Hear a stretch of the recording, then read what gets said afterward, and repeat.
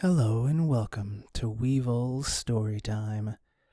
I've got a couple of stories here for us about some terrible players and someone who thinks that you have to play a certain class a certain way. Let's get into that one first. I just had a session 0 for a new Dragonheart game set in ancient Greece inspired by Homer's writings and other epics from that time. All of us are experienced with TTRPGs, but none apart from the GM has played Dragonheart itself. Well, when we start pitching character ideas, that guy takes issues with all of them. I decided to make a seraph, a holy protector, basically a paladin or a cleric, but notably are not necessarily bound by any oath, who had betrayed their duty in order to save somebody close to them and entered a self-imposed exile as penance. Well, that guy complains that paladins can't break their oaths like that without falling, so I can't play a character like that. I point out that I'm not playing a paladin in D&D, but a seraph in Dragonheart. And the DM agrees with me, so he drops it. I thought it would be it, but it was not. Another player decides on a witch who learned the basics of magic from Artemis as a child, and uses a bow to fight in honor of her goddess. That guy starts complaining about a spellcaster using a bow and how witches should use magic through a staff to fight instead, and how the witch's player doesn't understand witches if he thinks they could ever use a bow. The witch's player tells him that it's his character and doesn't have to follow tropes. Then the last player decides to play a warrior who is the demigod son of Hephaestus. Again, that guy takes issue with it. This time he complains about the character having a magical backstory when warriors aren't supposed to have magic, and that warriors should be regular people who stepped up instead of because they have magic in their veins. At this point, the GM had had enough and tells that guy no, that he isn't a good match for the table. But before he is removed from the server, he goes on a big rant yelling about how we are a stain on role-playing and not knowing anything about how classes are supposed to be played. So it's a real good thing that this happened at session 0 instead of after they started playing. It'd be really shitty to have to deal with this bullshit for longer than I had to. Being told that you have to play a certain way is so narrow-minded. What's the fun when you're just going to be playing the exact same thing, the exact same time as every other person has? As if a warrior can't have magic involved with them. As if a witch can't choose what their magical staff could be or how they use it. Being a magic wielder with a bow, being the way that they cast magic, super dope, dude. And being a demigod son of Hephaestus is just like if you wanted to play Hercules in a way. That's what Hercules would probably be, is a warrior. I'm really happy that they did decide to just kick this guy instead of trying to deal with him. Definitely, I don't think was much of a loss on their part, but I don't think that they're the stain on role-playing. I think that they're willing to actually be able to do whatever they want to and not have to try to stick with some trope, that they're actually going to play characters that they find fun and have a story through those characters that they feel like is reasonable and entertaining. Fuck this trope bullshit. Thank you to Belchazar98 for writing this story. It was a short one, so let's get to something a little bit longer. Note: I know I've only shared my side of things here, and I'm sure the others involved saw things differently. I'm not trying to assign blame, just trying to understand what I can do better. I've been running a long-term cyberpunk TTRPG campaign, and recently a few players left. I've been trying to figure out what went wrong, what I could have done differently, and how to prevent similar issues in the future. This isn't meant to be a pity post or to call out anyone. Just trying to reflect and maybe hear from others who've been in a similar spot. One player, let's call them Player 1, told me in advance they'd be missing sessions over the next few weeks, and that for one session, they'd be arriving around 2.5 hours late. Given the session length, That meant they basically missed the whole game. I tried to gently suggest it might be better to skip that session, but they still wanted to show up late. When they eventually joined that session, I tried to include them.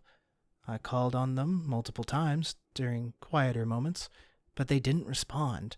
In the session itself, their character wasn't even with the rest of the group by their own earlier choice. I had given them the opportunity to be with the party, but when they chose otherwise, I explained that they'd effectively be in the void, temporarily absent in game, when they weren't available. After the session, Player 1 messaged me upset that I hadn't included them more. They said they had made certain character decisions as a favor to me to make things easier, and while I don't think they meant harm, it made me feel weird, like I was supposed to be grateful for something I hadn't asked for. I felt pressure and uncomfortable. Then they sent a second message, and that's when I got upset. The tone felt off, and honestly, like a guilt trip. I reacted badly, I got defensive, and responded harshly. Instead of just saying how I felt, I focused on how they worded things. I really regret not taking a breath and approaching it more calmly. After that, another player, a close friend of Player 1, messaged me. Their message was very emotional, and it also felt personal and attacking. I don't know how to respond and basically shut down, which I think only made things worse. Soon after, a third player, someone I gamed with for a long time, left too.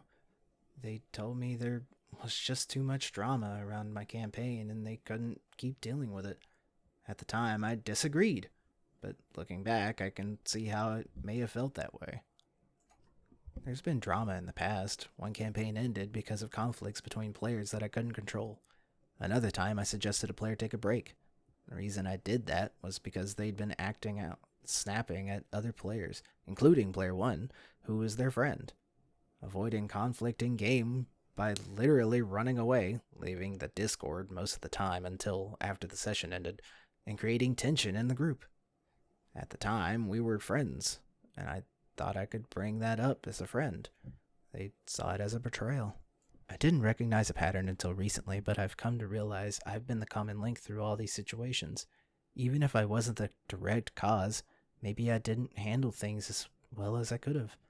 I wasn't always calm or clear or proactive. I didn't always create a space where people felt comfortable being honest without fear of escalation. I've learned that just because I think I'm being honest doesn't mean I'm being helpful. I need to work on being clearer with expectations and more intentional about creating a safe and open environment. I care deeply about the games I run and about the people I play with. It really sucks knowing that some of them walked away feeling hurt or frustrated. I don't want that to happen again. I'm not looking for sympathy, just putting this out there to reflect and hopefully hear from others. Have you ever been in a situation like this? How did you move forward? How did you rebuild trust to create a more stable group? Thanks for reading. The one who wrote this was Royalbug85. And I don't know if you'll ever see this, but if you do, I want to say it's okay to have problems in a friendship as long as they don't break. And as long as you continue to grow, you've already done the first steps of trying to better yourself and be a better friend and be more open and more safe and comfortable around other people. It's kind of just going to take time, I think, to rebuild this trust for your players. And not even just your players, just your friends. They're your friends. Like outside of game, they're your friends. And it's tough. It's rough having to go through something like this. And whenever, I don't know, when you just start seeing patterns, you might see things that aren't actually there. Maybe they just had some other life stuff going on that you didn't know about. Maybe one of the other people in your group they just didn't jive with well enough. It might not just be you as the single link between everybody, but since we don't know what the messages were, it's hard to say if you were too rough or too mean or too pushy. But I say good on you just for being able to look inward about this and try to grow as a person and not just as a GM. So just try and, I guess, give it some time, give him some space, and just try to talk to him as a friend, not just as a GM or a player, but as a friend. Because that's the most important thing about playing a tabletop game, is that you do it with your friends. There's no reason to do something that tears your friendships apart. It's supposed to be fun, and it's supposed to be more welcoming and more supportive in a way to grow as friends and not tear it apart. If this is what's happening when you're playing, if maybe it's just you as a GM and your style doesn't jive with them, or maybe there's just some other stuff that's going on outside of life that you don't know about with them. Just try to be better. Try to be a better person and grow more and learn from your failures and learn from this.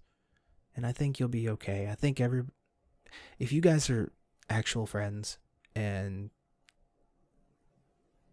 you said it's a long-term game, so you definitely would have been able to play this for a while and learn about them and grow as friends. I think everything will be okay, and you shouldn't worry too much about it. But hey, keep your head up, buddy. I've got one more story to share, and this one is a long one. It's also about something that I've actually dealt with before. Pathological liars. I'm a DM of a D&D 5e campaign for now 6.5 years, which we played offline at my table. My loyal regular was present from the very beginning of the campaign, barely missing a singular session. He was also very invested in the game, and as a person, he was an absolutely likable, caring guy. He had the tendency of being a bit of a know-it-all and liked challenging me as a DM, but the positives far outweighed the negatives. Now, he always had the reputation of being lucky with his rolls, to a point where it visibly frustrated some players, and also me as the DM, because he seemingly managed to succeed every saving throw. But I figured bollocks, this is just the halo effect at work, and in the end, we all roll the same average of 10.5. I kind of read ahead. There's gonna be a lot of decibels and shit. I'm not good with math. So I suggested to the group that we track our rolls, so note down the results of every single d20 rolled, no matter if disadvantaged, normal, advantage, which everyone had a lot of fun doing. So after around 300 rolls, we calculated our averages. We had our unluckiest around 9.7, and our second luckiest around 11. And then there was the loyal regular with an average of 13.9. Hot damn, that's pretty bonkers. So to see how bonkers that was, I calculated the probability, and calculated it again, and then used various AI models to double check. But nope, every single one gave me the same result. His luck was a probability of 0.0000000, there's a bunch of zeros, 62%. Or, in words, 1 in 169 quintillion. If you roll 15 times in a row, a nat 20, that's still 100,000 times more likely than having an average of 13.9 after 300 rolls. Then I started reflecting a bit more about this. When was the last time he failed a major saving throw? When was the last time he rolled an initiative below 20 with his +5 modifier without advantage? I can maybe remember one instant he had a lower initiative and the last major saving throw he failed was more than 2 years ago. On his tracking sheet, I can also see that every 5th roll is a 19. I also started to realize why he always kept all his dice sets in his dice tray. He rolled his dice, and if needed be, swaps his roll with one of the other d20s he already prepared, probably a 19. And his reason to not sit next to the DM was most likely not because I always accidentally peek at your dice rolls. And more that I can't peek at his dice instead. Alright, something is completely off. The heck? So I'm organizing a sit down with that player right before our next session. It's going to be simple. I confront him with the numbers. He owns up that he's been cheating. He'll apologize to the group. We talk it out together because, hey, there might be some sort of underlining issue for his cheating we might support him with. And for the next few sessions, he's going to be under special supervision from me until he rebuilds my trust. So I'm confronting him with these probabilities and rolls and ask him how he can explain these wildly unlikely numbers. His answer? Not even an excuse like, oh, maybe one of my dice is weighed. I got them as a gift from a friend. Nope, just straight up, I'm just lucky. You're kidding me, right? There's a clear line between being lucky and being a cosmic biased anomaly of luck.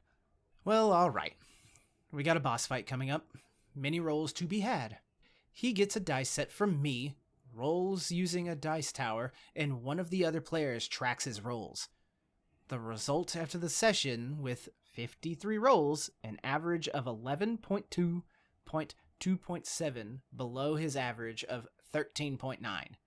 His response? To get scientifically significant result, you need at least a sample size of at least 10,000, if not even a millions. What a load of horse. This isn't a scientific experiment.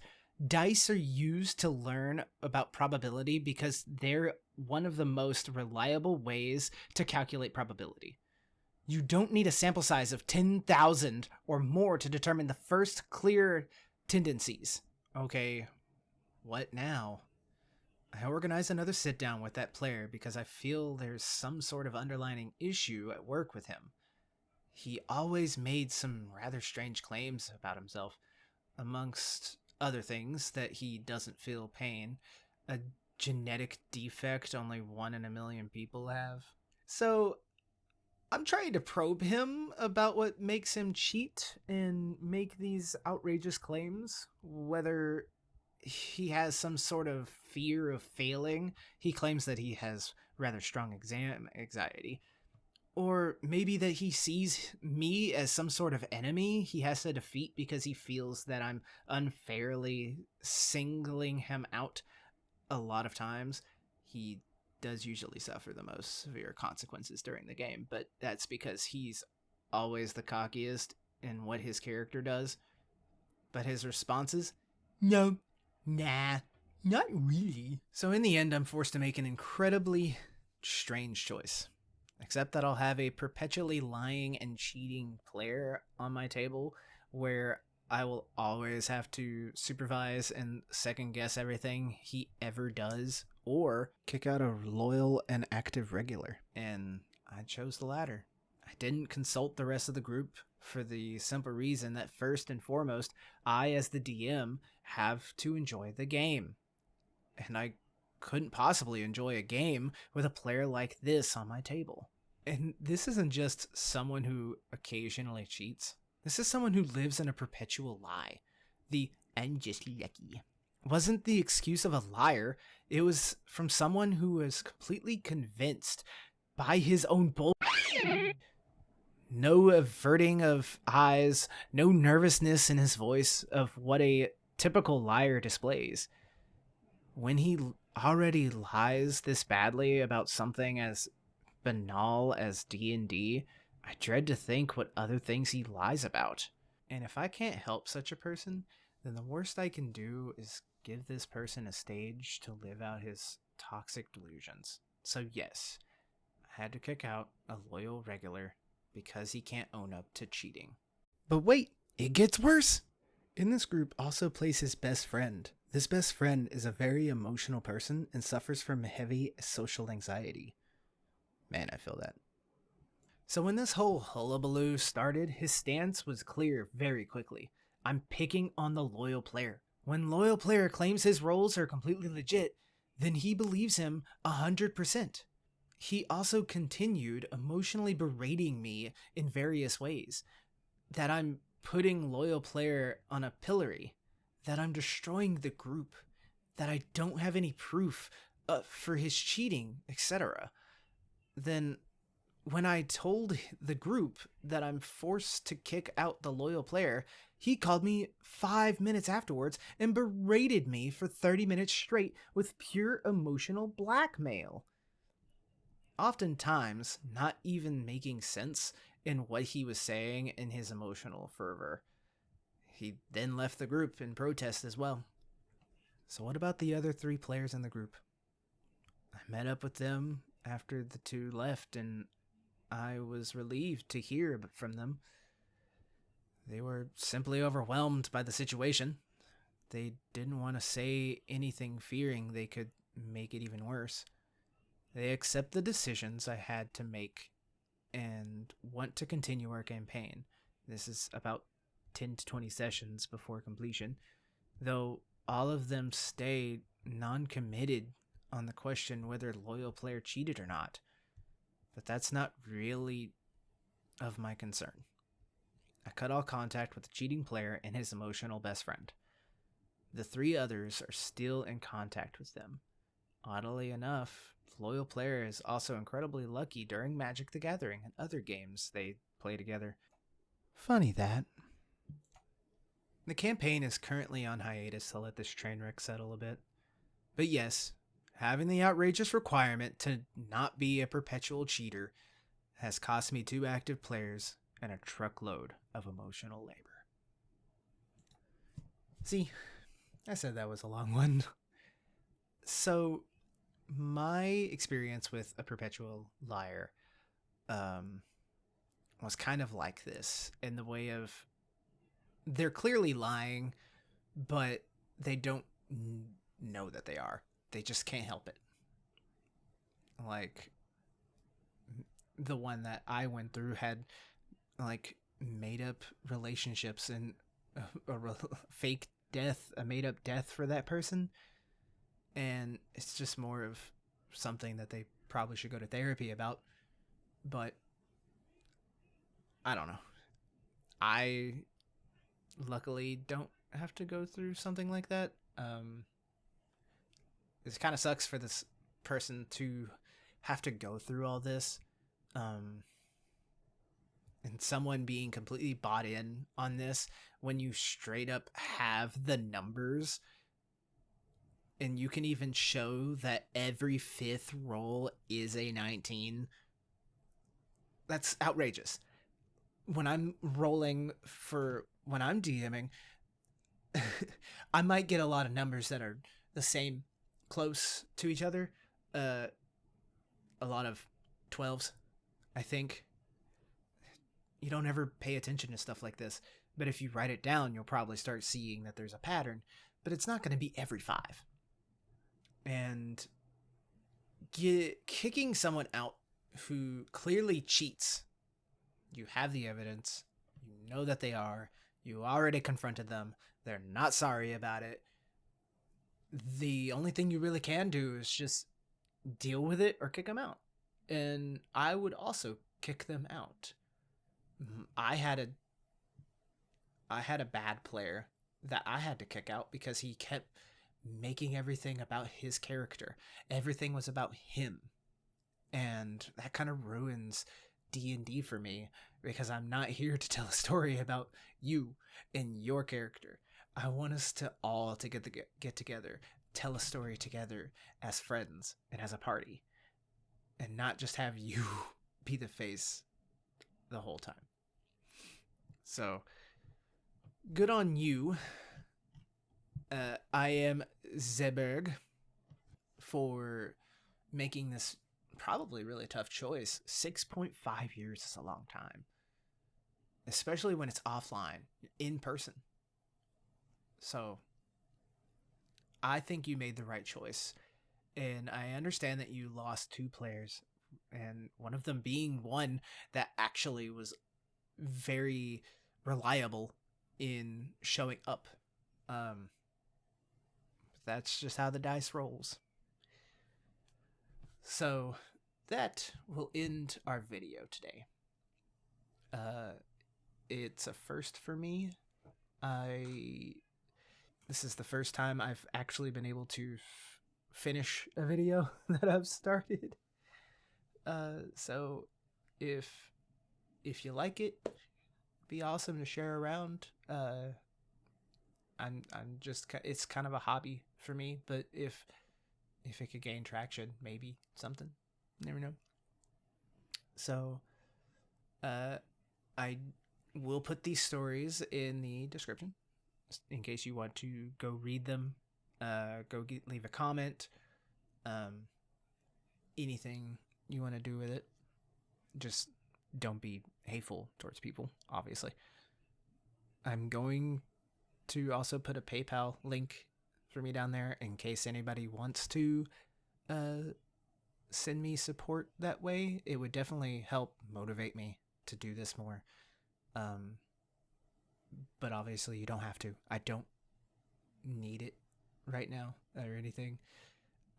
Just for anybody who wants to.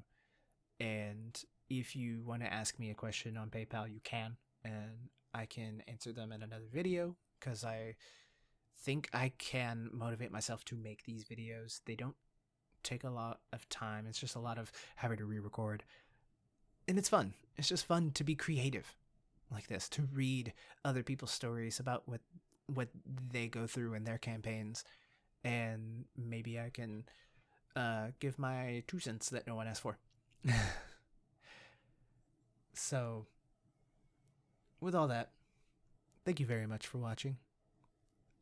And if you excuse me, I'm going to go make a spellcaster that uses a bow.